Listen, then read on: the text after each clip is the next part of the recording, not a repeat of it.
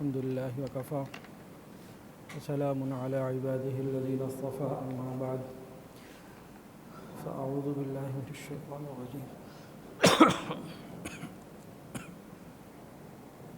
بسم الله الرحمن الرحيم ورفعنا لك ذكرك سبحان ربك رب العزة عما يصفون وسلام على المرسلين والحمد لله رب العالمين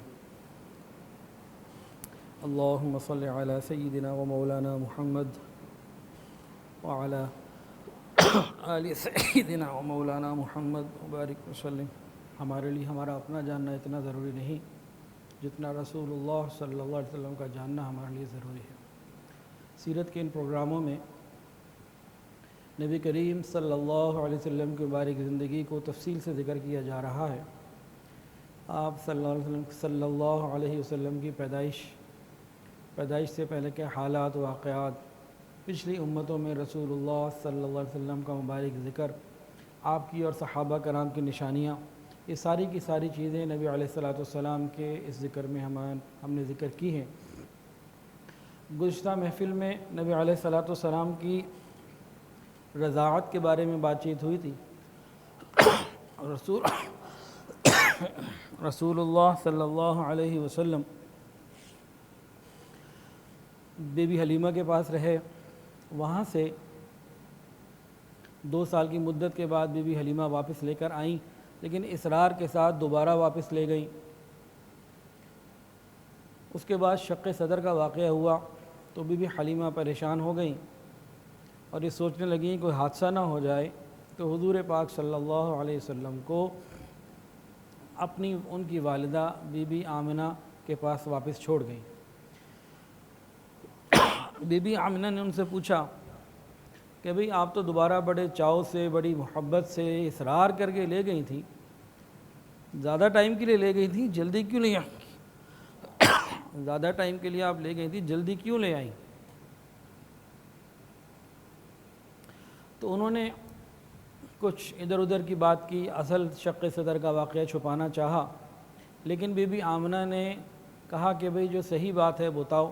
انہوں نے جب بتائی اور ساتھ یہ بھی کہہ دیا کہ لگتا ہے کہ کوئی آسیب کا یا کوئی خطرے والی بات ہے، پریشانی والی بات، تو ہم تو ڈر گئے۔ بی بی آمنہ نے فرمایا، کچھ واقعات بتائے نبی علیہ السلام کی پیدائش سے پہلے کے، پیدائش کے، اور فرمایا کہ میرے اس بیٹے کو شیطان یا شیطانی اثرات کوئی تکلیف نہیں پہنچا سکتے۔ ٹھیک ہے، تم واپس چھوڑ کے جانا چاہتی ہو، میں بھی بچے کو اپنے پاس ہی رکھنا چاہتی ہوں، آپ جائیے۔ تو بی بی حلیمہ چلی گئیں۔ اب رسول اللہ صلی اللہ علیہ وسلم اپنی والدہ ماجدہ بی بی آمنہ کے پاس تھے۔ والد کا سایہ تو نہیں تھا، لیکن دادا عبد المطلب بہت محبت کیا کرتے تھے اور بہت خیال کیا کرتے۔ نبی علیہ السلام مکہ مکرمہ میں رہنے لگے اپنی والدہ کے ساتھ۔ نبی علیہ السلام کا ننیال تھا مدینہ طیبہ، یثرب اس زمانے میں کہا جاتا تھا۔ تو ایک دفعہ بی بی آمنہ نے سوچا کہ چلو میں اپنے بچے کو میکے بھی لے جاؤں، گھر والوں سے، رشتہ داروں سے ملاقات میری بھی ہو جائے، اور وہ بھی اپنے اس نواسے کو اور ننیالی رشتہ دار سے اس نسبت سے دونوں ایک دوسرے سے کو دیکھو یہ ملیں۔ اور بعض کتابوں میں لکھا ہے کہ ان کے خیال میں یہ بھی تھا کہ چلو نبی علیہ السلام کے جو والد حضرت عبداللہ ہے ان کی قبر پہ بھی موقع ہوا تو میں جاؤں۔ آج تو خیر مستورات کے لیے منع ہے قبروں پہ جانا، یہ تو اس وقت کی بات ہے جب اسلام کے احکامات نہیں آئے تھے، وحی بھی نازل نہیں ہوئی تھی۔ تو رسول اللہ صلی اللہ علیہ وسلم کی عمر 6 سال تھی۔ بی بی آمنہ نے تذکرہ کیا نبی علیہ السلام کے دادا سے، پھر ایک چھوٹا سا قافلہ مکہ سے مدینہ روانہ ہوا۔ اس قافلے کے اندر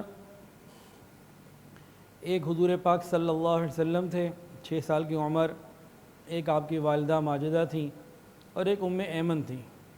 یہ مختصر سا قافلہ مکہ سے روانہ ہوا، مدینہ پہنچا۔ نبی علیہ السلام اپنی والدہ کے ساتھ تقریباً 1 مہینے تک مدینہ طیبہ میں رہے۔ وہاں کچھ ایسے حالات اور واقعات پیش آئے کہ بی بی آمنہ نے زیادہ ٹھہرنا مناسب نہ سمجھا۔ اصل میں حضور پاک صلی اللہ علیہ وسلم کی جو نشانیاں پرانی کتابوں میں تھیں، تو جو راہب تھے، جو اپنے دین کو جاننے والے تھے، یا جو یہودی ہوتے تھے جو اپنی کتابوں کے جاننے والے تھے، تو نبی علیہ السلام کو دیکھ کے پہچان لیتے یا پہچاننے کی کوشش کرتے، کوئی محبت سے دیکھتا اور زیادہ نفرت سے اور غصے سے اور تکلیف پہنچانے کی نظر سے دیکھتے۔ تو وہاں بھی اس قسم کے کچھ واقعات پیش آئے، تو بی بی آمنہ نے سمجھا کہ میرا یہاں رہنا زیادہ مناسب نہیں، تو 1 مہینے کا سفر کر کے اب یہ مدینہ طیبہ سے مکہ مکرمہ کی طرف روانہ ہو گئی۔ ابھی قریب ہی تھی مدینہ کے، تھوڑا ہی سفر طے کیا تھا، تو ایک مقام ابوا، وہاں پہ یہ قافلہ پہنچا۔ وہاں پہ بی بی آمنہ کی طبیعت خراب ہوئی اور وہیں انہوں نے اللہ رب العزت کو اپنی جان دے دی اور ان کا انتقال ہو گیا۔ نبی علیہ السلام فرماتے ہیں کہ میں نے اپنی ماں کے انتقال کے وقت کو دیکھا، میں رو رہا تھا، میرا دل بڑا غمگین تھا کہ باپ تو پہلے نہیں، ماں چلی گئی۔ تو ایمن نے قبر کھودی اور وہیں تو اپنے ہاتھوں سے دفن کیا، اور نبی علیہ السلام فرماتے ہیں کہ میں رو بھی رہا تھا اور میں بہرحال ایمن کے ساتھ مکہ مکرمہ کی طرف واپس آیا۔ یہ تو ان لوگوں کے ساتھ یہ معاملہ ہوا۔ ادھر مکہ مکرمہ میں حضور پاک صلی اللہ علیہ وسلم کے دادا حضرت عبد المطلب وہ بے انتہا انتظار میں تھے کہ میرا بچہ کب واپس آئے گا، ان سے جدائی برداشت نہیں ہوتی تھی۔ تو کچھ دن تو انہوں نے انتظار کیا، اس کے بعد کتابوں میں لکھا ہے کہ وہ روزانہ اس راستے پہ جو مدینہ سے آنے والے لوگوں کا راستہ تھا، اس راستے پہ آ کے کھڑے ہو جاتے، انتظار کرتے، آنے جانے والے لوگوں کو دیکھتے کہ کہیں میرا بیٹا محمد تو نہیں آ رہا۔ تو نبی علیہ السلام کے انتظار میں وہ اتنا بے چین ہوتے تھے۔ ایک دن کیا ہوا کہ عبد المطلب اسی طرح باہر بیٹھے ہوئے تھے، مکہ کے باہر راستے کے، مدینہ سے آنے والوں کو دیکھ رہے تھے۔ دور سے ایک اونٹ یا اونٹنی کی ایک سواری آتی بھی دکھائی دی، متوجہ ہو گئے۔ پھر دیکھ رہے ہیں کہ اونٹنی کے اوپر ایک عورت ہے، ایک بچہ ہے، کوئی ایک بڑا ہے اور ایک بچہ ہے۔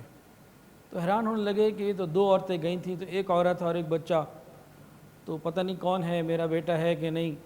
آتے گئے، قریب آتے گئے، جیسے جیسے قریب آتے گئے یہ پہچانتے چلے گئے، اور جب بالکل قریب آ گئے اور دیکھ لیا کہ محمد بھی موجود، ایمن بھی موجود، لیکن بی بی آمنہ نہیں۔ پوچھا کیا ہوا، آمنہ کدھر ہے؟ تو ایمن نے بتایا کہ مدینہ سے تو واپسی چل پڑی تھی، لیکن راستے میں ابوا کے مقام پر ان کا انتقال ہو گیا اور ہم لوگ ان کی تدفین کر کے اب یہاں واپس پہنچے۔ حضرت عبد المطلب کو انتہائی تکلیف ہوئی، اس غم کی خبر کی پریشانی ہوئی، غم ہوا، اور انہوں نے اپنے پوتے عبد المطلب، اپنے پوتے محمد الرسول اللہ صلی اللہ علیہ وسلم کو اپنے سینے سے لگا لیا، تسلیاں دیں، اور اس کے بعد بیت اللہ شریف کی طرف آئے۔ ایمن نے اب نبی علیہ السلام کو عبد المطلب کے حوالے کیا۔ تو اب عبد المطلب کی تربیت کا جو وقت ہے یہ شروع ہوا، اور آپ کی کفالت کا وقت شروع ہوا۔ عبد المطلب نے آپ علیہ السلام کو ہمیشہ اپنے ساتھ رکھتے، اپنی جان سے زیادہ محبت کرتے اور ہر جگہ اپنے ساتھ رکھتے۔ حتیٰ کہ عبد المطلب جو تھے یہ مکہ کے بہت بڑے سردار تھے۔ بیت اللہ شریف کے سائے میں دیوار کے نیچے آپ کے لیے قالین بچھایا جاتا، بہت قیمتی قالین ہوتا، اور اس کے اوپر جب تک عبد المطلب آ کے بیٹھ نہ جاتے کسی کی مجال نہیں تھی کہ قدم بھی رکھ دے۔ حتیٰ کہ عبد المطلب کے جو اپنے بیٹے تھے وہ بھی والد کے آئے بغیر، پوچھے بغیر، اجازت کے بغیر اس پہ قدم نہیں رکھ سکتے تھے۔ عبد المطلب آتے، بیٹھتے، پھر باقی لوگ بھی آ کے اجازت کے ساتھ، ادب کے ساتھ بیٹھ جایا کرتے۔ یہ ایک معمول تھا۔ اللہ کی شان، حضور پاک صلی اللہ علیہ وسلم جب بھی ادھر آتے اور وہ دیکھتے کہ یہ قالین بچھا ہوا ہے، تکیے لگے ہوئے ہیں، نبی علیہ السلام بغیر کسی جھجک کے، بغیر کسی رکاوٹ کے فوراً جاتے اور اپنے دادا کی جگہ پہ بیٹھ جاتے۔ لوگ منع کرتے، عبد المطلب کے بیٹے، نبی علیہ السلام کے والد کے بھائی، وہ منع کرتے، محمد آپ کیا کر رہے ہیں، نہیں بیٹھنا، یہ بچوں کی جگہ نہیں ہے، نہیں بیٹھنا۔ لیکن نبی علیہ السلام وہاں بیٹھ جایا کرتے، اور نبی علیہ السلام کے دادا عبد المطلب جو اپنے بچوں کو نہیں بیٹھنے دیتے تھے، اپنے بچوں کو روکتے، منع کرتے کہ نہیں، میرے بیٹے محمد کو یہاں بیٹھنے دیا کرو، یہ اپنے مرتبے اور مقام کو پہچانتا بھی ہے اور اس کی واقعی کوئی بہت بڑی شان ہے، اس کو مت کہا کرو، اس کو مت روکا کرو۔ اب یہ کیا ہے؟ یہ اللہ رب العزت کی طرف سے تربیت کا ایک نظام ہے۔ کیسی تربیت؟ لازمی بات ہے مکہ کے سردار کے پاس سرداروں نہیں آنا ہے، اپنے بھی غیر بھی، دور قبائل کے لوگ بھی، بادشاہوں کے وفود بھی، تو سرداروں کا رکھ رکھاؤ، ان کی بات چیت، ان کا انداز گفتار، ان کے جتنے بھی طور طریقے ہیں، یہ وہی سیکھ سکتا ہے نا جو ان مجالس میں بیٹھے گا۔ جو دور ہوگا کیسے سیکھے گا؟ یہ اللہ رب العزت کی طرف سے، ایک قدرت کی طرف سے ایک بہترین انتظام تھا کہ رسول اللہ صلی اللہ علیہ وسلم نے ایک وقت آنا تھا کہ دنیا کے بڑے بڑے سرداروں اور بادشاہوں کے ساتھ، حکمرانوں کے ساتھ آپ نے معاہدے کرنے تھے، ان کو اسلام اور توحید کی دعوت دینی تھی، ان کو عدل انصاف کا سبق دینا تھا۔ یہ چیزیں تب ہی ممکن ہوتیں جب رسول اللہ صلی اللہ علیہ وسلم زیادہ بہتر طریقے سے سرداروں کے مزاج کو جانتے، تو اس کے لیے اللہ رب العزت کی طرف سے یہ نظام تھا۔ ایک اور عجیب واقعہ ہے، سیرت ابن حشام میں بھی ہے اور مستدرک حاکم میں بھی ہے، کندیر ابن سعید کی طرف سے، وہ اپنے والد کی طرف سے روایت کرتے ہیں کہ میں ایک مرتبہ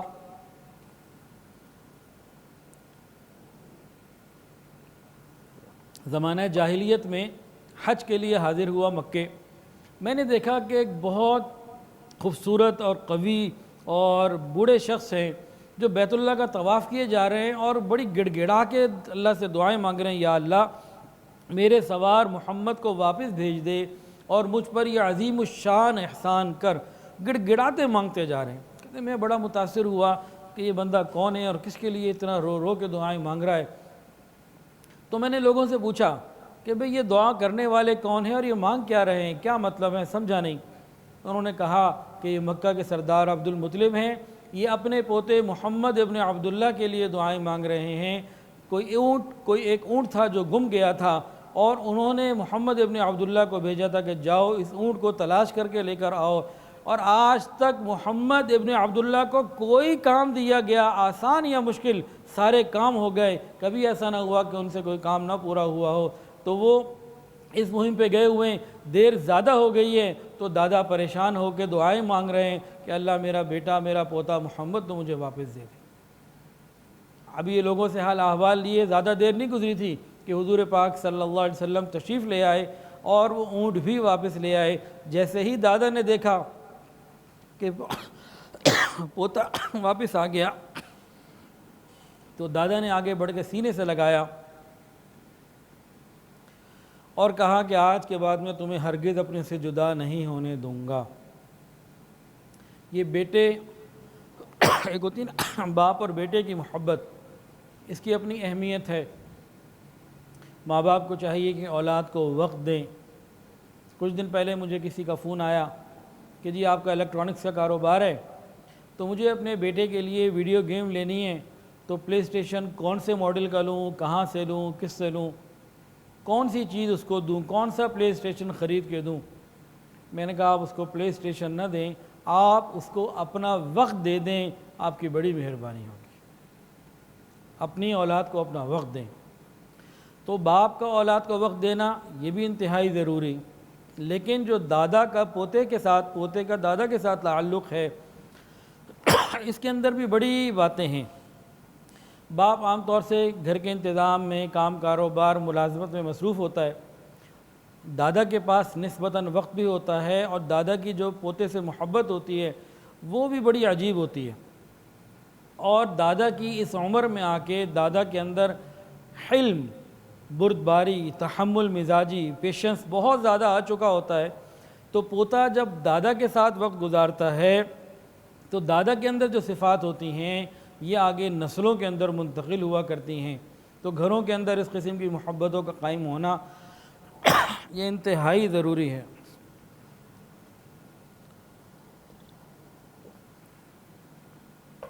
کرونا کے نقصانات تو بہت ہیں اور بہت ہی ہیں، لیکن اس کے کچھ فائدے بھی ہیں۔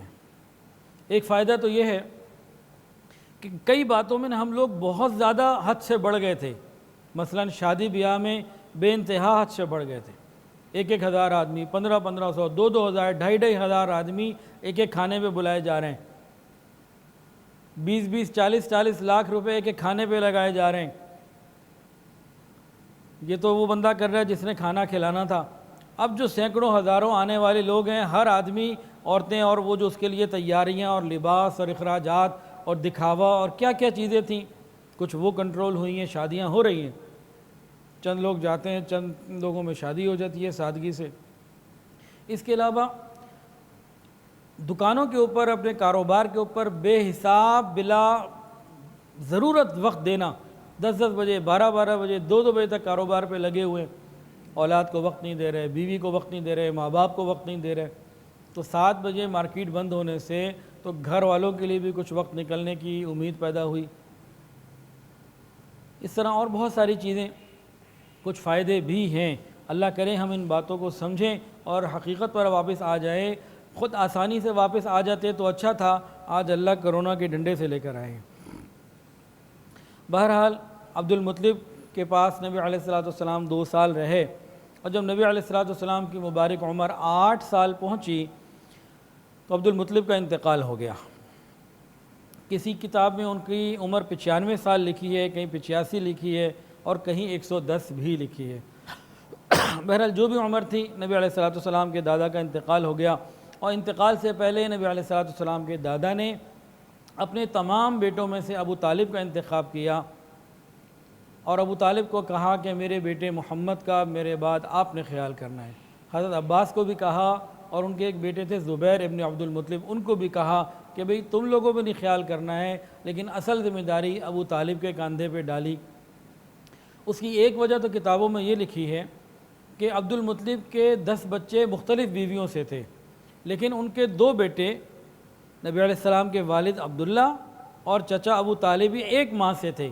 تو اس وجہ سے بھی ان کو تھا کہ چلو ان کی ماں بھی ایک اور پیچھے باپ بھی ایک، تو یہ ذرا تعلق زیادہ قریب کا محسوس ہوتا ہے. تو حضور پاک صلی اللہ علیہ وسلم کی کفالت اور تربیت کا معاملہ عبد المطلب نے اپنے بیٹے ابو طالب کی ذمہ داری میں دیا، اور پھر ان کا انتقال ہو گیا. نبی علیہ السلام سے پوچھا گیا کہ آپ کو اپنے دادا کے انتقال کا وقت یاد ہے؟ فرمایا کہ ہاں، اس وقت میری عمر 8 سال تھی.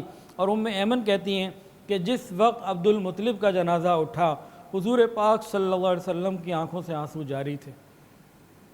پیدا ہوئے تو باپ کا سایہ نہ تھا، 6 سال کی عمر میں ماں چلی گئی تھی، اور آج دادا کا بھی سایہ جا رہا ہے، یہ سہارا بھی جا رہا ہے.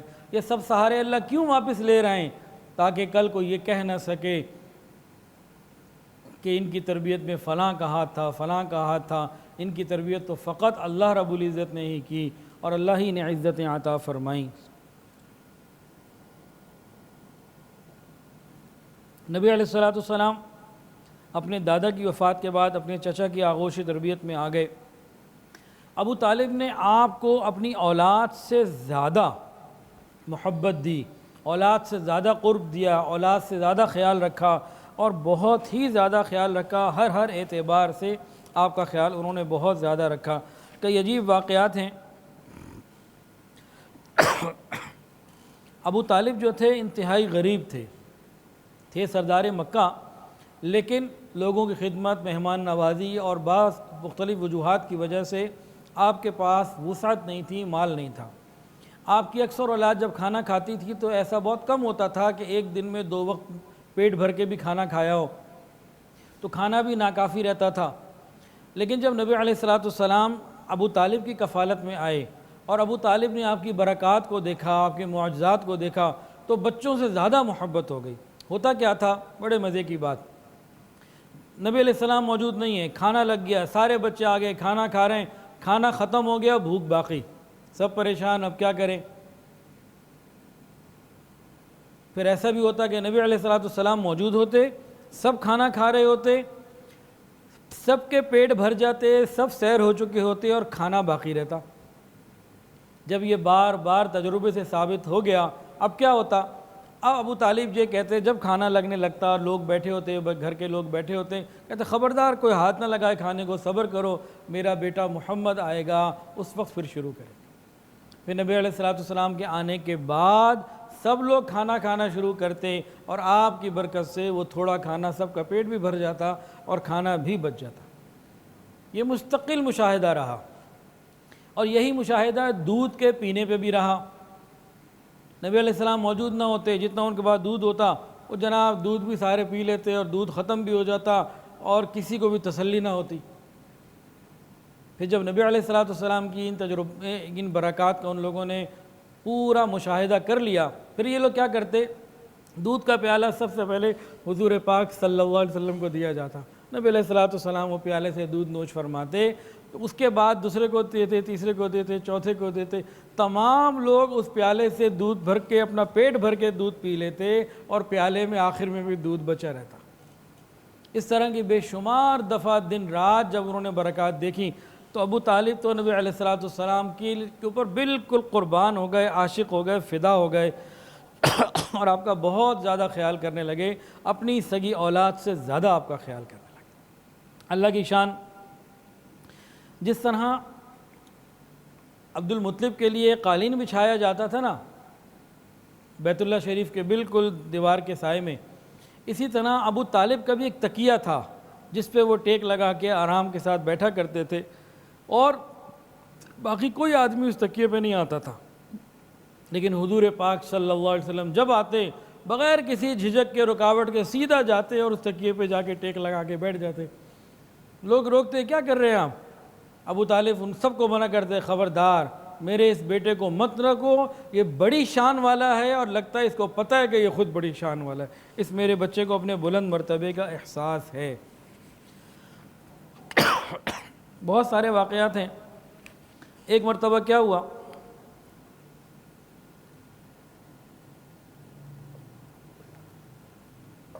نبی علیہ الصلوۃ والسلام 7 سال کی عمر کے تھے، آپ کی آنکھیں جو ہے نا دکھنے آ گئیں، آنکھیں تکلیف میں آ گئیں۔ ابو طالب نے مکے میں بڑا علاج کرایا، کوئی فائدہ نہ ہوا۔ پھر کسی نے کہا کہ عکاظ کے بازار میں ایک راہب رہتا ہے، وہ آنکھوں کا علاج کرتا ہے، آپ اس کے پاس جائیے۔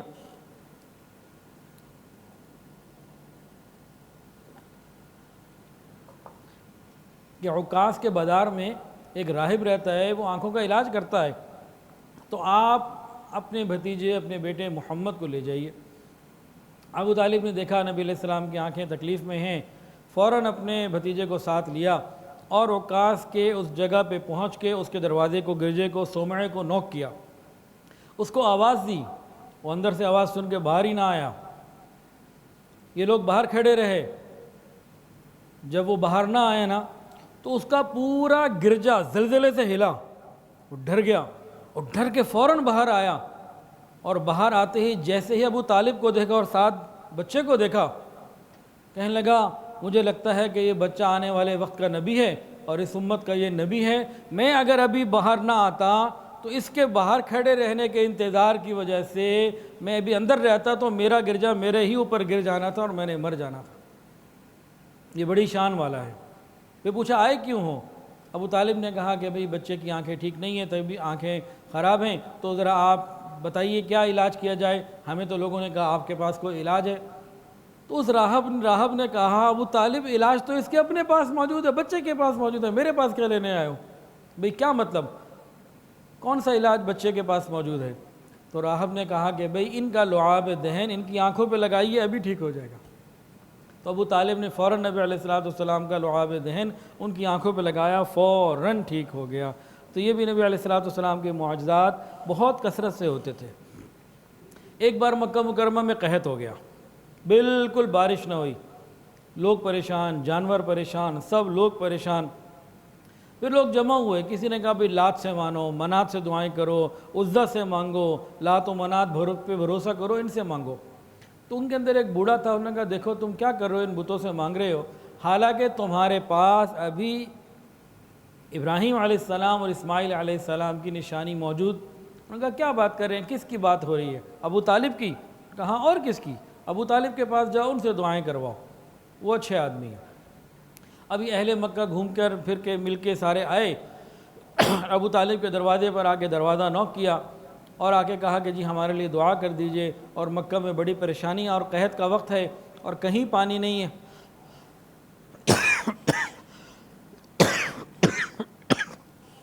کہیں پانی نہیں ہے تو آپ آئیے اور ہمارے لیے دعا کیجئے۔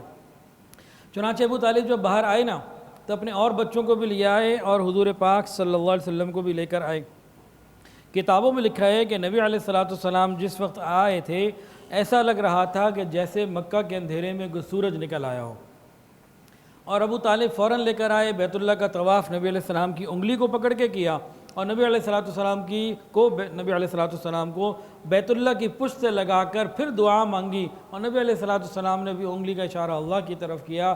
تو لوگ دیکھ رہے تھے کہ یہ سب کیا ہو رہا ہے۔ انہوں نے غور کیا تو آسمان کے اوپر کہیں بادل کا نام و نشان نہ تھا، لیکن جب ان لوگوں نے دعائیں کیں فوراً بارش ہو گئی، اور اس قدر بارش ہوئی کہ شہر بھی سیراب ہو گئے، جنگل بھی سیراب ہو گئے۔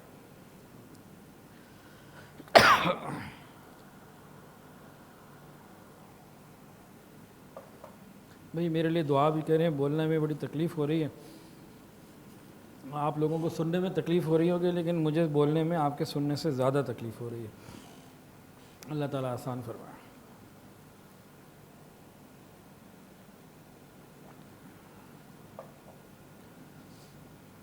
حضرت موسیٰ علیہ السلام کے واقعات تو آپ نے سنے ہوں گے، دو واقعات خاص طور سے۔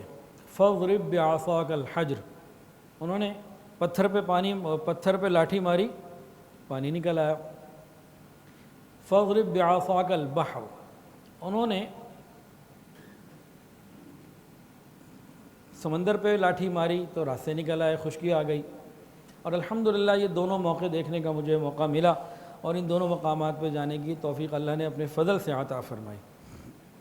تو یہ حضرت موسیٰ علیہ السلام کے معجزات ہیں، اور حضرت موسیٰ علیہ السلام بہت بڑی شان والے نبی ہیں، بہت شان والے نبی ہیں، بہت شان والے کلیم اللہ، بہت بڑے نبی ہیں۔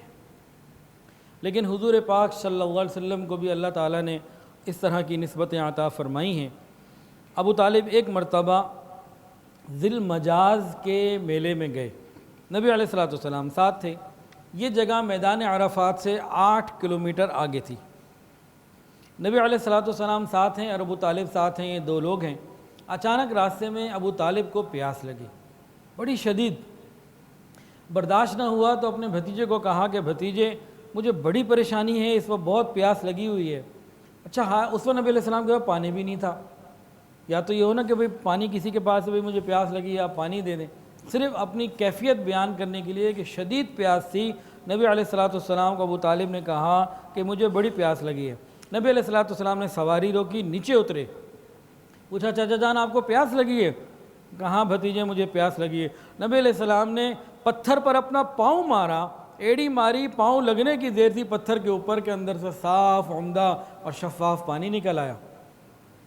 ابو طالب نے پیا، طبیعت سیر ہو گئی۔ نبی علیہ السلام نے دوبارہ پاؤں مارا، وہ ختم ہو گیا، دوبارہ خشک ہو گیا۔ بڑے حیران ہوئے کہ یا اللہ یہ کیسی بات ہے۔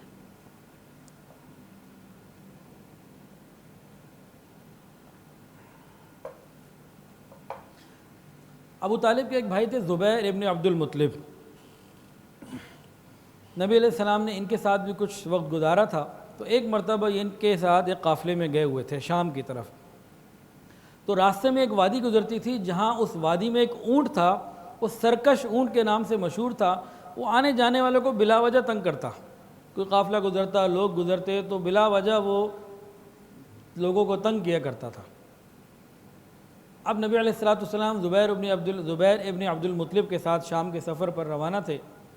اسی وادی سے گزر ہوا جہاں وہ سرکش اونٹ تھا، لوگوں کو پتہ تھا یہ اونٹ تو سب کو تنگ کرتا ہے۔ نبی علیہ السلام کو جیسے ہی اس اونٹ نے دیکھا، آگے آیا اور اپنی گردن زمین کے اوپر رگڑنے لگا، عاجزی اور فرمانبرداری کا اظہار کرنے لگا۔ لوگ بھی حیران تھے یہ کیا ہے۔ نبی علیہ السلام اپنی سواری سے نیچے اترے اور اس سرکش اونٹ کے اوپر بیٹھ گئے۔ پھر وہ اونٹ آپ کو لے کے وادی کے آخر کنارے تک چلا۔ پھر نبی علیہ السلام اس اونٹ سے اٹھ کے واپس اپنی سواری پر آئے اور وہ اونٹ واپس چلا گیا۔ اس ماجرے کو لوگوں نے دیکھا بھی اور یہ مشہور بھی وہاں پہ ہوا کہ یہ کیسا عجیب واقعہ تھا۔ اب یہ اپنے جہاں جانا تھا گئے۔ ایک قافلہ جب واپسی لوٹ رہا تھا نا مکہ کی طرف، تو واپسی پہ ایک وادی تھی، ادھر پہنچے تو اس میں پانی تھا جس میں موجیں تھیں اور خوب پانی تھا۔ پوری وادی طوفانی بارش اور طوفانی پانی سے بھری ہوئی تھی، پانی موجود تھا، بارش نہیں ہو رہی تھی، طوفانی بارشیں ہوئی تھیں، وہ طوفانی پانی وہاں موجود تھا اور موجیں مار رہا تھا، پوری وادی بھری تھی، چلنے کی جگہ نہیں تھی۔ نبی علیہ السلام نے سارے منظر کو دیکھا اور اپنے قافلے والوں کو فرمایا کہ دیکھو تم بس میرے پیچھے آتے چلے جاؤ، میرے پیچھے آتے چلے جاؤ۔ نبی علیہ الصلوۃ والسلام وادی میں داخل ہو گئے اور لوگ آپ کے پیچھے پیچھے چلتے رہے۔ اللہ رب العزت نے اپنی قدرت سے نبی علیہ السلام کے لیے اس راستے کو خشک کر دیا۔ آپ اپنے پورے قافلے سمیت اس خشکی سے نکل کر اپنی منزل پہ روانہ ہو گئے اور وہ جگہ پہنچ گئے، اس وادی کو کراس کر لیا۔ قافلے والے جب مکہ آئے اور انہوں نے واقعات بیان کیے تو یہ مکہ کے لوگ کہہ اٹھے کہ اس لڑکے کی تو شان ہی نرالی، واقعی نرالی شان ہے۔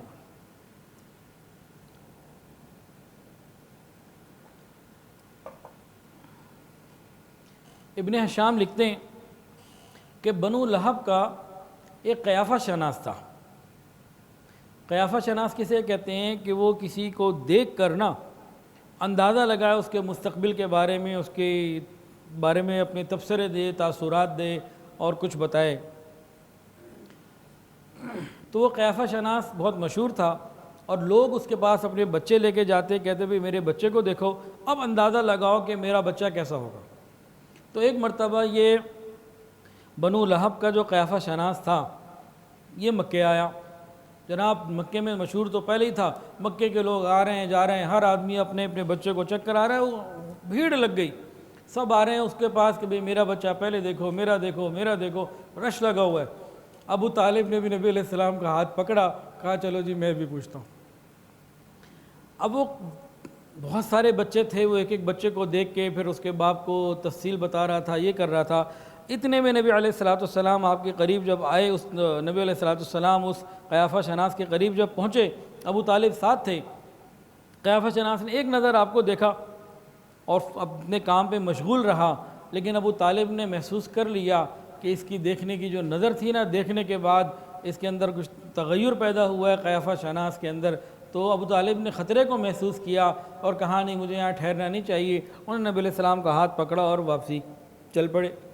ابھی یہ نکل ہی رہے تھے، اس جگہ سے ہٹ گئے تھے، ابھی دور نہیں ہوئے تھے، اتنے میں وہ قیافہ شناس جس بچے کو ڈیل کر رہا تھا اس کے باپ سے فارغ ہو کے ادھر دیکھا تو ادھر نبی علیہ السلام نہیں تھے۔ وہ چلایا کہ لوگوں وہ بچہ کدھر ہے جو ابھی میں نے دیکھا تھا، تمہارا ناس ہو، بلاؤ اس کو، خدا کی قسم وہ تو اس امت کا نبی ہے۔ ابو طالب نے یہ الفاظ تو سن لیے لیکن اس کے بعد دوبارہ سامنے نہیں آئے لے کے بچے کو اور واپس روانہ ہو گئے۔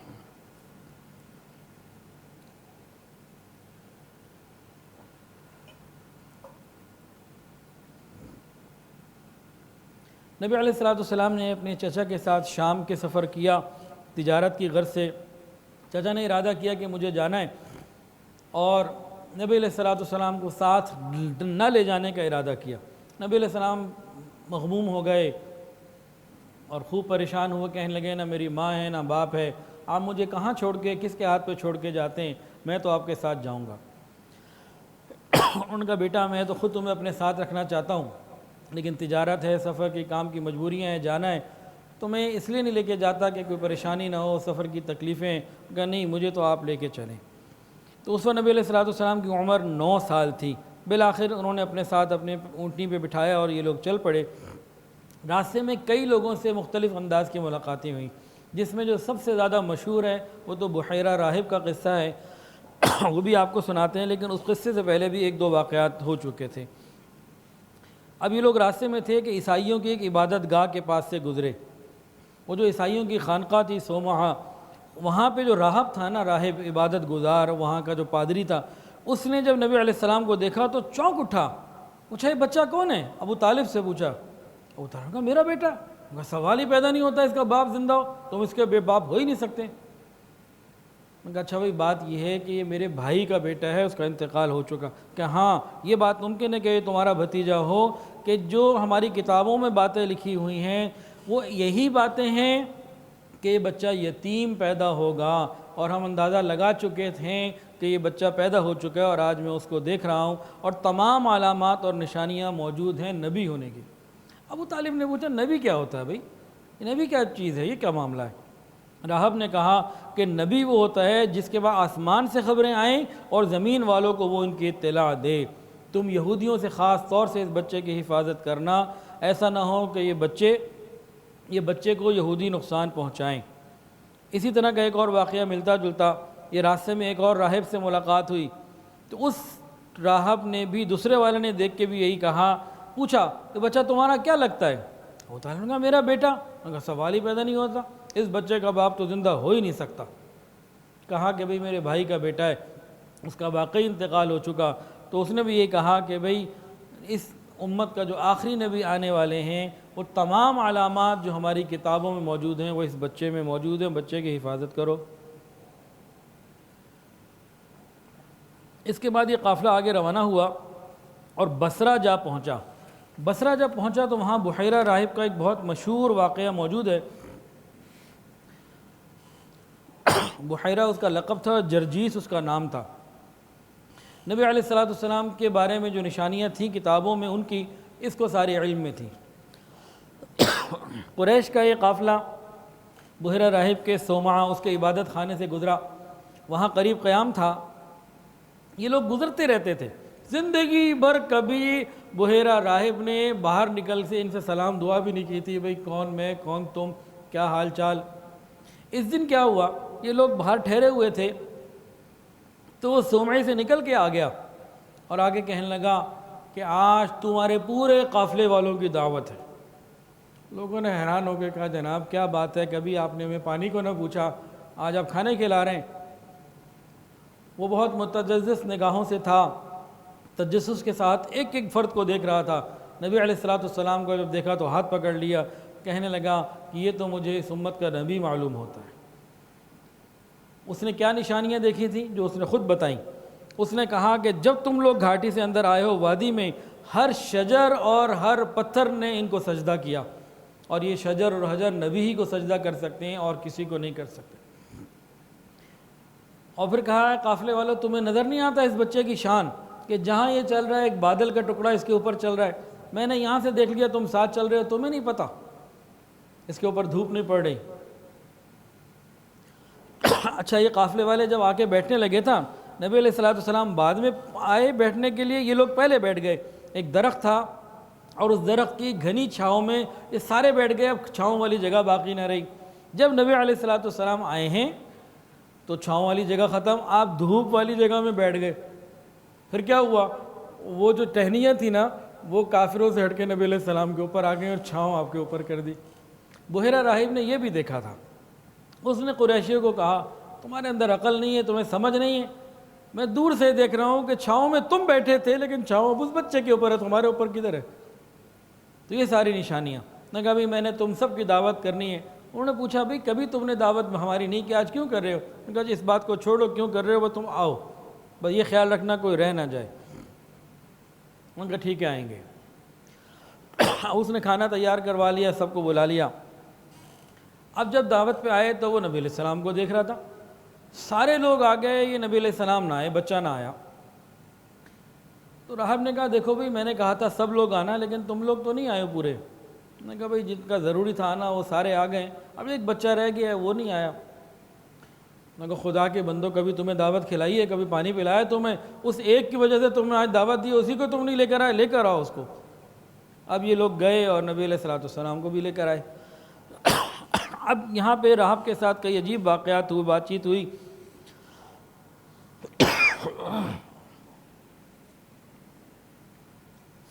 راہب نبی علیہ السلام کو شوق کے ساتھ دیکھتا رہا اور وہ ساری نشانیاں تلاش کرتا رہا جو ان کی کتابوں میں موجود تھیں۔ جب سب لوگ کھانا کھا چکے، دعوت پوری ہو گئی اور لوگ ادھر ادھر ہو گئے، اس وقت راہب نے دیکھا کہ اب بات چیت کرنے کا موقع ہے۔ نبی علیہ السلام کو اور ابو طالب کو بلا لیا، اور اس کے بعد راہب نے بڑے عجیب انداز سے نبی علیہ السلام سے کہا کہ مجھے لات اور منات کی قسم آپ کو دیتا ہوں، بتوں کی، آپ سے کچھ سوال پوچھنے ہیں، آپ بتائیں۔ یہ لات و منات مکے کے بت تھے۔ اللہ اکبر کبیرہ، نبی علیہ السلام نے جیسے ہی یہ سنا تو فوراً بڑے جوش کے ساتھ فرمایا کہ خدا کی قسم مجھے سب سے زیادہ نفرت ان بتوں سے جن کا تم نے واسطہ بھی دیا۔ ابو طالب بھی حیران کہ کس جذبے سے بات کی۔ اب وہ راہب جو تھا وہ کہنے لگا اچھا چلے ایسا کریں، میں آپ کو اللہ کی قسم دیتا ہوں، کچھ سوالات کرنے، آپ مجھے اللہ کے لیے کچھ جواب دے دیں۔ نبی علیہ السلام نے فرمایا ہاں اللہ کے لیے جو تم نے پوچھا ہے پوچھو، کیا پوچھنا ہے، جو پوچھنا ہے پوچھ لو۔ اس کے بعد راہب نے مختلف سوالات کیے، سوالات کے بعد اس نے آپ کی مبارک کمر سے کپڑا ہٹا کے مہر نبوت کو بھی دیکھا اور فوری طور پر مہر نبوت کی جگہ پہ بوسہ دیا۔ قریش کے سب لوگ دیکھ رہے تھے اور حیران ہو رہے تھے کہ یہ کیا ماجرا ہے، اور یہ کہہ گئے، سارے قریشی نے کہہ دیا کہ یہ راہب محمد میں بہت دلچسپی لے رہا ہے، شاید اس کے نزدیک ان کا مرتبہ بہت بلند ہے۔ اس کے بعد بحیرہ راہب نے ابو طالب سے سوال جواب پوچھے اور وہی سوال کیا کہ یہ کون ہے، یہ تمہارا کیا لگتا ہے؟ نہ میرا بیٹا، سوال ہی پیدا نہیں ہوتا، باپ زندہ ہو ہی نہیں سکتا۔ انہوں نے کہا بھائی بات یہ ہے کہ میرے بھائی کا بیٹا ہے، میری تربیت میں ہے، میری کفالت میں ہے، تو میرا ہی بیٹا ہوا نا۔ کہا ہاں یہ بات ٹھیک ہے، تمہارا بھتیجا ضرور ہو سکتا ہے، بیٹا نہیں ہو سکتا۔ پوچھا ان کی والدہ کہاں ہیں؟ کہ جو ان کا بھی انتقال ہو چکا۔ کہا یہ بھی ٹھیک کہہ رہے ہو کہ اب ساری چیزیں پوری ہو گئی ہیں۔ اور اس کے بعد بحیرہ راہب نے ابو طالب کو کہا کہ دیکھیں یہودی لوگ ان کے دشمن ہیں، آپ ان کو شام زیادہ آگے تک نہ لے جائیں، یہیں سے ان کو مکے واپس بھیج دیں، ایسا نہ ہو کہ یہودی ان کو پہچان لیں اور تکلیف پہنچائیں، کیونکہ ہم لوگ جو کتابوں کو جاننے والے ہیں یہ سارے کی ساری نشانیاں ہم لوگ پہچانتے ہیں، اور میں آپ کو بتا رہا ہوں یہ اس امت کا ہونے والا نبی ہے، یہ آ چکا ہے اور یہود اس سے دشمنی کریں گے۔ اب میں نے اپنا فرض پورا کر دیا، اب آگے حفاظت کی ذمہ داری تمہاری ہے، آگے جاؤ گے، آگے دشمنی اور خطرہ زیادہ ہے، واپس اپنا مکہ بھیج دو۔ ابو طالب جو ہیں وہ ڈر گئے اور نبی علیہ السلام کو پھر واپس وہاں سے مکہ مکرمہ واپس بھجوا دیا۔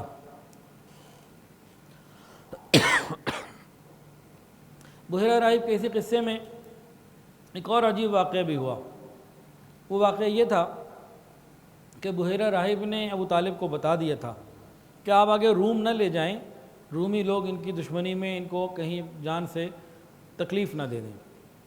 تو 7 آدمی بحیرہ راہب کے پاس اسی قصے کے دوران پہنچے۔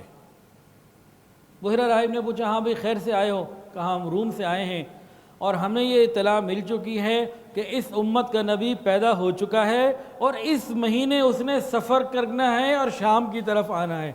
بہت ساری ٹیمیں روانہ ہو چکی ہیں، تو ایک ٹیم ہم ہیں اور حکم یہ ہے کہ جہاں ملے قید کرو یا قتل کرو، کچھ بھی کرو اور اس مسئلے کو حل کرو، ایسا نہ ہو کہ وہ خدا کا نبی بعد میں یہودیت اور عیسائیت کو ہی مٹائے اور ہمیں ہی مٹائے۔ جب یہ ساری باتیں ان رومیوں نے بحیرہ راہب سے کہیں، بحیرہ راہب نے ایک سادہ سی بات کی، کہا یہ بتاؤ خدائے رب ذوالجلال اگر کسی بات کا ارادہ کر لیں تو کیا وہ پورا ہو کے نہیں رہتا؟ جب اللہ نے کہا ہے کہ نبی آئے گا اور دنیا پہ حکومت ہوگی اور سر بلندی ملے گی اس کو، کیا تم اسے پکڑ سکتے ہو؟ کچھ ایسا کر سکتے ہو جو سوچ رہے ہو؟ کہاں واقعی بات تو آپ کی پوائنٹ تو بالکل ٹھیک ہے، پھر ایسی محنت کرنا بیکار ہے۔ تو کتابوں میں لکھا ہے کہ وہ راہب وہیں رہ گئے اور واپس اپنے ملک نہیں گئے۔ ملک اس لیے نہیں گئے کہ جا کے بتائیں کیا، اور وہاں خانقاہ میں ان کو رہنے کی جگہ مل گئی، انہوں نے کہا چلو ہم بھی یہیں رہتے ہیں۔ تو اس قسم کے مختلف واقعات شام کے سفر میں پیش آئے، اور آپ کی عمر اس وقت کہیں پہ 9 سال لکھی ہے اور کسی کتاب میں 12 سال لکھی ہے۔ نبی علیہ السلام کے اس زمانے میں یہ جو قریش کی شادیاں ہوتی تھیں نا، ساری رات محفلیں چلتی۔ کیا ہوتا ہے جی؟ گانا بجانا، کھانے اور قصہ گوئیاں۔ وہ اپنے قبیلے کے قصے سناتا، وہ اپنے قبیلے کے قصے سناتا، وہ اپنے باپ دادا کے قصے سناتا، اور کچھ بے حیائیوں کے قصے، میرا اس سے تعلق، میرا اس سے تعلق، جیسے آج کل ہم ٹک ٹاک اور فیس بک اور یہ سوشل میڈیا پہ اپنی بے حیائیوں کے قصے لگاتے ہیں، تو وہ بھی اسی طرح محفلیں لگا کے جو ہے نا بے حیائیوں کے قصے اور شعر و شاعری اور اس طرح مقابلے، اور یہ سارا رات جو ہے چلتا رہتا۔ تو شادیوں کے اندر لوگ اس طرح گیدرنگ ہوتی ہے اور ساری رات لگے رہتے، صبح سو جاتے۔ نبی علیہ السلام بچپن ہی سے بکریاں چرایا کرتے تھے۔ فرمایا کہ چند قرارید، تھوڑے سے پیسوں کے لیے میں مکہ والوں کی بکریاں چرایا کرتا تھا۔ تو نبی علیہ السلام کا ایک ساتھی تھا، وہ بھی بکریاں چراتا تھا، نبی علیہ السلام بھی چراتے تھے۔ تو ایک دن اس نے ذکر کیا کہ بھئی میں تو شادی سے ہو کر آیا، وہ تو اتنا ایک دن وہ نہیں آیا نا کام پہ، اگلے دن ملا، ہاں بھئی کل نہیں آئے، کہا جی وہ اپنی بکریاں چراتا تھا، نبی علیہ السلام اپنے لوگوں کی بکریاں چراتے تھے، ملاقات ہو جاتی تھی۔ کہا جی وہ تو اتنا مزہ آیا اور فلاں کی شادی تھی، فلاں سردار کی شادی تھی، یہ کھانے، یہ پینے، یہ شور، یہ شرابہ، یہ مزے، یہ فلاں۔ نبی علیہ السلام نے کہا بھئی اچھا کوئی اور شادی ہونا کسی وقت مجھے بتانا، میں بھی دیکھوں گا، میں نے آج تک نہیں دیکھی۔ آپ نے خواہش کا ذکر کر دیا، اس نے کہا ٹھیک ہے۔ اب کوئی موقع آیا، نبی علیہ السلام کو بتایا گیا کہ جی فلاں رات، آج رات کو فلاں جگہ پہ فلاں سردار کی شادی ہے، اور وہ شادیوں میں جو کچھ ہوتا تھا وہ سارے کام آج ہوں گے، جو بھی ان کی قصے، شعر و شاعری، جو بھی کچھ تھا۔ نبی علیہ السلام نے ارادہ فرما لیا کہ ٹھیک ہے آج رات کو میں جاؤں گا۔ نبی علیہ السلام جب رات کو پہنچے ہیں اس جگہ کے اوپر جہاں پہ وہ شادی کا فنکشن شروع ہونا تھا، آپ وہاں پہنچے، ادھر آپ کو نیند آ گئی اور آپ سو گئے، اور جب آپ کی آنکھ کھلی تو سورج کی تیز روشنی آپ کے اوپر پڑ رہی تھی، اور جو محفل کوئی لگی ہوگی وہ آپ کے سونے کے بعد لگی، اٹھنے سے پہلے ختم بھی ہو گئی، اور اللہ رب العزت نے آپ کی اس طرح سے حفاظت فرمائی، اور کسی لہو لعب کی محفل میں آپ شریک نہیں ہوئے۔ بچپن میں ایک مرتبہ یا ایک سے زیادہ مرتبہ اس کی کوشش ہوئی، اور نبی علیہ السلام نے چاہا کہ میں دیکھوں یہ کیا ہوتا ہے، سب کچھ کیسے ہوتا ہے، لیکن اللہ رب العزت کی طرف سے حفاظت ایسی تھی کہ باوجود آپ کے جانے کے اللہ رب العزت نے آپ کو ان تمام چیزوں سے محفوظ رکھا، اور ایک رات بھی ہوا اور دوسری رات بھی ایسے ہوا۔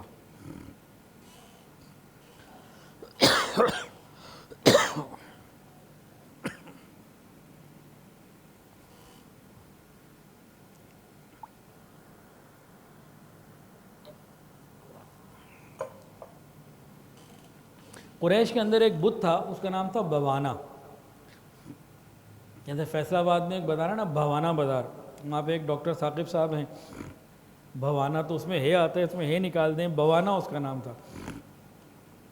قریش ہر سال وہاں حاضری دیا کرتے اور اس کی بڑی عزت کیا کرتے، اس کے بعد قربانی کے جانور ذبح کیا کرتے، اپنے سر منڈاتے، سارا دن اس کے بعد اعتکاف کرتے، اور قریش کے سردار اور ابو طالب بھی اور باقی لوگ بھی بڑے شوق سے، بڑے چاؤ کے ساتھ یہ عمل کیا کرتے تھے اور جاتے تھے۔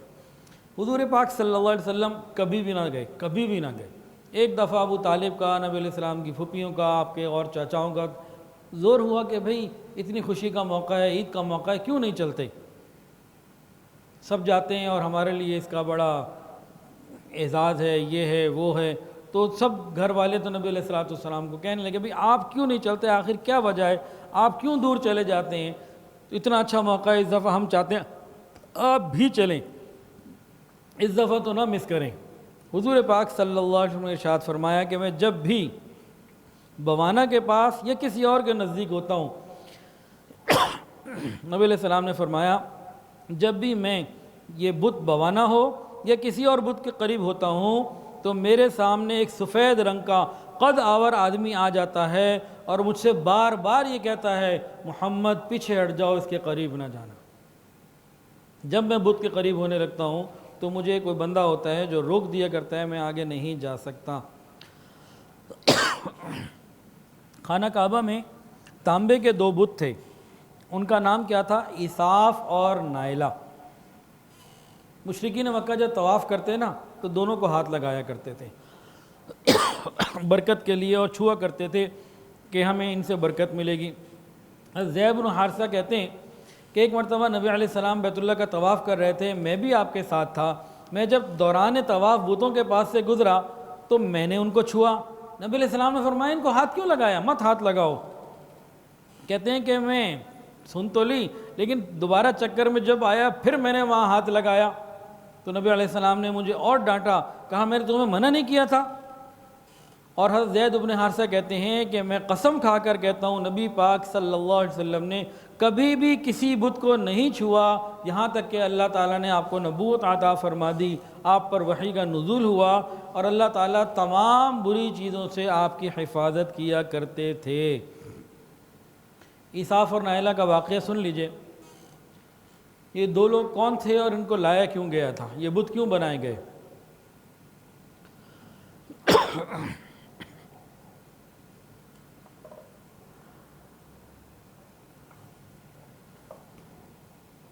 اساف اور نائلہ یہ ایک مرد ایک عورت تھے.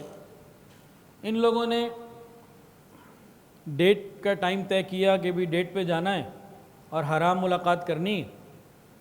اور اس کے بعد جو جگہ کا انہوں نے تعین کیا نا، ان بدبختوں نے بیت اللہ شریف کے اندر یہ حرام کام کیا. کوئی اپنے گھر میں کرتا ہے، کوئی ہوٹل میں جاتا ہے، کوئی کچھ کرتا ہے. انہوں نے تو مسجد کو، بیت اللہ شریف کو منتخب کیا. جیسے ہی وہاں یہ کام ہوا، سزا کے طور پر، عبرت کے طور پر دونوں کو بت بنا دیا گیا. لوگوں کو جب معلوم ہوا تو انہیں بڑا غصہ چڑھا کہ یہ اتنے بدبخت ہیں. تو انہوں نے اس غصے میں آ کے کیا کیا، ایک کو رکھ دیا صفا پہ اور ایک کو رکھ دیا مروہ پہ، اور کہا یہ اتنے بدبخت ہیں، جو صفا پہ جائے اس کو جوتے مارے، جو مروہ پہ جائے اس کو جوتے مارے. دنیا کو پتہ لگے یہ کوئی گندہ کام انہوں نے کیا. تو انہوں نے اپنے زوم کے ان کو سزا دینے کا ایک ارادہ کیا، لیکن اس جذبات میں آ کر وہ ایک غلطی کر گئے. وہ کیا؟ صفا مروہ میں کسی کو جوتے مارنا اس کا حصہ نہیں تھا، وہ عبادت نہیں تھی، اس کو انہوں نے عبادت میں شامل کر دیا، بدعت بنا دی. جذبہ اچھا تھا ان کا، جذبہ اچھا تھا کہ ان کو جوتے مارو، لیکن کیا ایک عبادت کے ساتھ جوڑ کے اس کا حصہ بنا دیا. اب یہ تو حرام کام تھا، یہ تو جائز نہیں تھا. اور ہوتا کیا ہے کہ عبادت، یہ جو بدعت ہوتی ہے نا، یہ بڑے اچھے جذبے کے ساتھ شروع ہوتی ہے، لیکن آگے جا کے معاملات خراب ہوتے چلے جاتے ہیں. کئی نسلوں کے بعد مسئلہ بدل جاتا ہے. شروع میں تو جوتے مارتے تھے ان کو ذلیل سمجھتے ہوئے، عبرت کے لیے، ان کو برا کرنے کے لیے. اور وقت گزرا، کچھ نسلیں گزری یا کچھ لوگ گزرے، شیطان نے کہا کہ بھئی ان کو جوتے نہیں مارنا، ان کو ہاتھ مارنا بھی کافی ہے. وہ جناب جوتے سے ہاتھ پر آ گئی. پھر کچھ وقت گزرا، انہوں نے کہا بھئی ان کو ہاتھ مارتے نہیں، ہاتھ لگاتے ہیں، یہ تو بڑے بزرگ ہیں، اسی لیے تو صفا مروہ پہ بیٹھے. ان کی بزرگی کی دلیل ہی یہ کہ ایک صفا پہ ایک مروہ پہ، تو ان کو تو ہاتھ لگاتے ہیں. اور پھر آہستہ آہستہ ان کو صفا مروہ سے اٹھا کے بیت اللہ کے پاس لے آیا گیا. یہ کیا ہوتا ہے کہ ابتدا ایسے کی جاتی ہے. اب دیکھیں درود شریف پڑھنا کیا ہے جی. اب ایک بات کو سمجھ لیں، درود شریف پڑھنا کیا ہے؟ جائز ہے، یہ گناہ ہے، یا حرام ہے، یا حلال ہے، یا ثواب ہے؟ درود شریف پڑھنا بہت بڑی عبادت ہے. درود شریف پڑھنا بہت بڑی عبادت ہے، اس کے بغیر بخشش ہی نہیں ہونی. بہت بڑی عبادت ہے. لیکن آپ غور کریں، ایک گھر میں ایک آدمی بچوں کو بٹھائے، اس کے بچے ہیں، بیوی ہے گھر میں. انہوں نے کہا بھئی آج سے ہم نے ایک بات طے کرتے ہیں. وہ یہ طے کرتے ہیں کہ ہم ہر دفعہ کھانا کھانے سے پہلے درود شریف ضرور پڑھیں گے. ہر دفعہ کھانا کھانے سے پہلے ہم درود شریف ضرور پڑھیں گے، پھر کھانا کھایا کریں گے. سب کہیں ہاں بھئی ٹھیک ہے، انشاءاللہ ہم درود شریف پڑھیں گے، کھانا کھا لیں گے، اور اس کے بغیر ہم کھانا نہیں کھائیں گے. درود شریف پڑھنے ایک عبادت ہے، انہوں نے اس کو کھانے کے ساتھ جوڑ دیا. اب وہ گھر والے پہلے درود شریف پڑھتے ہیں، پھر کھانا کھاتے ہیں، چل رہے سلسلے. ایک دن ایک بچے نے درود شریف نہیں پڑھا. اب گھر والا اس پہ غصہ کہ تو نے درود شریف کیوں نہیں پڑھا، یہ تو تم نے غلط کام کر لیا، درود کیوں نہیں پڑھا. اب یہاں علماء کہتے ہیں کہ دیکھو، ایک جائز اور حلال کام ہے، اس کو جس درجے کا ہے اسی درجے پہ رکھو. اس کو آپ نے کھانے کے ساتھ جوڑ کے ضروری کر لیا، اور جس نے نہ پڑھا اس کو آپ مجرم قرار دے رہے ہو کہ تم نے کھانے سے پہلے درود نہیں پڑھا. اس کو آپ کہہ رہے ہو کہ یہ غلط ہے. تو یہ تو پھر دین کے اندر انسان زبردستی اپنی چیزوں کو شامل کرے گا اور معاملات کو خراب کرے گا. درود شریف پڑھنا بہت بڑی عبادت ہے، لیکن اس کے پورے طریقے شریعت نے بتائے ہیں. تو جب بھی انسان کسی چیز کو شامل کر لیتا ہے نا کہ اس کے ساتھ ہی یہ کرنا ہے، پھر معاملات خراب ہو جاتے ہیں. جیسے اساف اور نائلہ کے معاملے میں قریش مکہ نے کیا کہ صفا مروہ کا وہ حصہ نہیں تھے، لیکن ایک کو صفا کا حصہ بنا دیا، ایک کو مروہ کا حج عمرے کا حصہ بنا دیا، اور کرتے کرتے بات کدھر سے کدھر پہنچ گئے. تو اس لیے ہمیں چاہیے کہ ہم اسی درجے تک رہیں جہاں تک رسول اللہ نے ہمیں بتایا، آگے پیچھے ہونے کی ضرورت نہیں. ایک سادہ سی مثال ہے.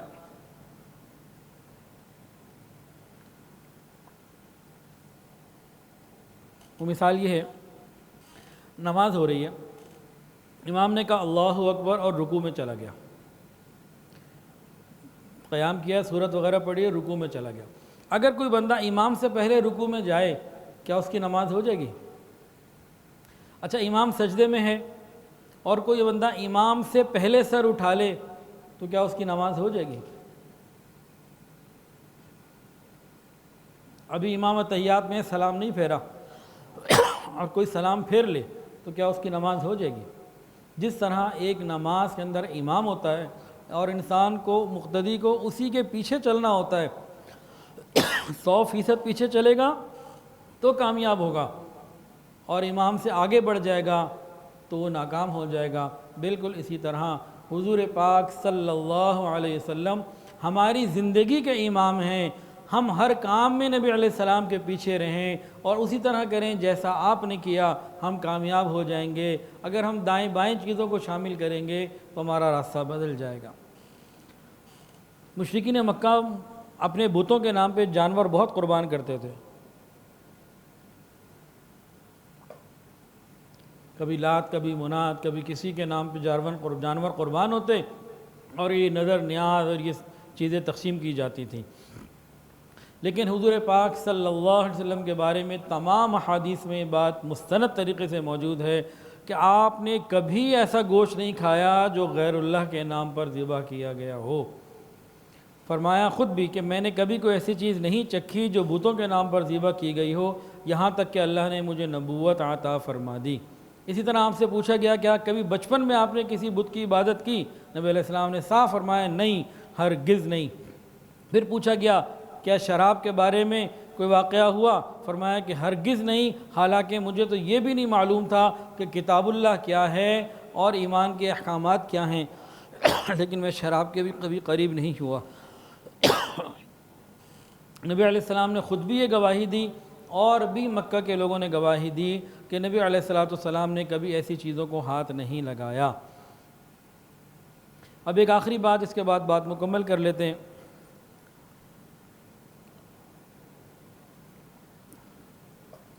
نبی علیہ السلام نے بکریاں چرانے کا کام کیا اور تمام انبیاء نے بکریاں چرانے کا کام کیا۔ آخر اس کی کیا وجہ ہے؟ نبی علیہ السلام نے اور باقی تمام انبیاء نے یا اکثر انبیاء نے بکریاں کیوں چرائیں؟ اس کی اصل وجہ جو حکمت علماء نے لکھی ہے وہ یہ ہے کہ بکری ایک کمزور اور نرم مزاج جانور ہوتا ہے، اور جب زیادہ تعداد میں ایک ریوڑ میں جا رہا ہو تو کوئی ادھر بھاگتی ہے بکری، کو ادھر بھاگتی ہے۔ اب سختی آپ کر نہیں سکتے، زیادہ لاٹھی ماریں گے ٹانگ نہ ٹوٹ جائے، نرم بھی ہے، نازک بھی ہے، احتیاط بھی کرنی ہے اور اس نے اپنی اٹکھیلیاں بھی کرنی ہے، ادھر بھی دوڑنا ہے ادھر بھی دوڑنا ہے، اپنی ساری مرضیاں پوری کرنی ہیں، اور سختی آپ اس پہ کریں گے تو ٹانگ توڑ بیٹھیں گے یا وہ دور کوئی نہ کوئی نقصان ہوگا، تو اس پہ زیادہ سختی ہو نہیں سکتی۔ امت کا حال بھی ایسے ہی ہوتا ہے کہ امت کو بھی سنبھالنا ہے۔ نبی علیہ السلام نے تو پوری امت کو سنبھالنا تھا، اب کوئی ادھر جا رہا ہے، کوئی ادھر جا رہا ہے، کوئی ادھر جا رہا ہے، سب کو سنبھالنا ہے، تو اس کے لیے ایک بہت بڑا حوصلہ اور ایک تحمل مزاجی کی ضرورت ہے، جو بکریوں کو چرانے سے چرانے والے کے اندر وہ تحمل مزاجی پیدا ہو جاتی ہے اور اس کے اندر وہ حلم آ جاتا ہے، برداشت آ جاتی ہے، بردباری آ جاتی ہے، جس سے کہ وہ امت کو سنبھال سکتا ہے۔ اس کے علاوہ علماء نے فرمایا کہ ہر کام اور ہر پیشے کی بعض خصوصیات ہوتی ہیں اور صحبت کے اثرات ہوتے ہیں۔ جیسے قصائی ہے، اس کا دل سخت ہو جاتا ہے، وہ جتنے جانور ذبح کرے گا، اور کمیلے کا قصائی تو اور سخت ہوتا ہے، حلال جانور ہے، بسم اللہ پڑھ کے شریعت کے مطابق ذبح کر رہا ہے، لیکن وہ پیشہ ایسا ہے کہ اس کے دل کے اندر سختی یہ لازمی آتی ہے۔ اسی طرح جو لوہار ہوتا ہے نا، یہ جفا کش ہوتا ہے، اور اسی طریقے سے جو مالی ہوتا ہے نا، پودوں کا خیال کرنے والا، یہ بڑا نازک انداز ہو جاتا ہے۔ یہ مالی خود بڑا نازک طبیعت کا ہو جاتا ہے کیونکہ پودے بڑے نازک ہوتے ہیں، اور بکریوں کو جو چرانے والا ہوتا ہے اس کے اندر سے بکریوں کی تربیت کی اور اس کا خیال رکھنے کی وجہ سے جو اندر کی ایک کیفیت ہوتی ہے نا، غصہ آنے کی یا گرمی اور جذبات کا اظہار کی، وہ ایسی دب جاتی ہے کہ اس کو ہر وقت یہ ہوتا ہے کہ مجھے ان کو ساتھ لے کے چلنا ہے، تو ایسی تربیت ہو چکی ہوتی ہے کہ وہ اپنی امت کی تربیت کے لیے انتہائی شفیق، مہربان اور نرم مزاج ہو چکا ہوتا ہے۔ اور تبلیغ کے کام میں، دین کے اور دعوت کے کام میں تحمل مزاجی اور نرم طبیعت کا ہونا انتہائی ضروری، اور نبی علیہ الصلوۃ والسلام کی زندگی میں یہ ہمیں جگہ جگہ نظر آتا ہے کہ نبی علیہ الصلوۃ والسلام تحمل مزاج بھی تھے اور نبی علیہ الصلوۃ والسلام نرم مزاج بھی تھے۔ اللہ تعالیٰ یہ صفات ہمیں بھی عطا فرمائے۔ اس کے علاوہ ہر صحبت کی اپنی کیفیت ہوتی ہے، اس کا اثرات ہوتے ہیں۔ انسان گھوڑا پالتا ہے، گھوڑا پالنے والے کے اندر ذرا ایک فخر یا ایک بڑائی سی پیدا ہو جاتی ہے۔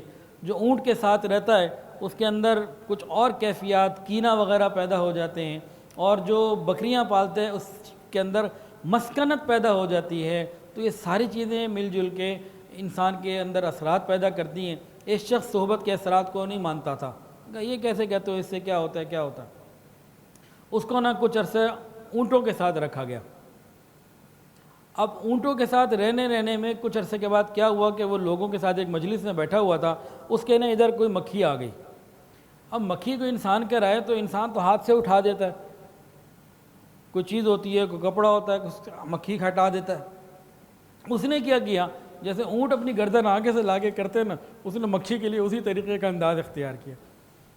تو لوگوں نے کہا دیکھو تو کہتا تھا کہ صحبت کا فرق نہیں پڑتا، اس طریقے سے کوئی انسان بھی مکھیاں اڑاتا ہے کہ اونٹوں کے ساتھ رہ کے وہ اونٹ کے انداز۔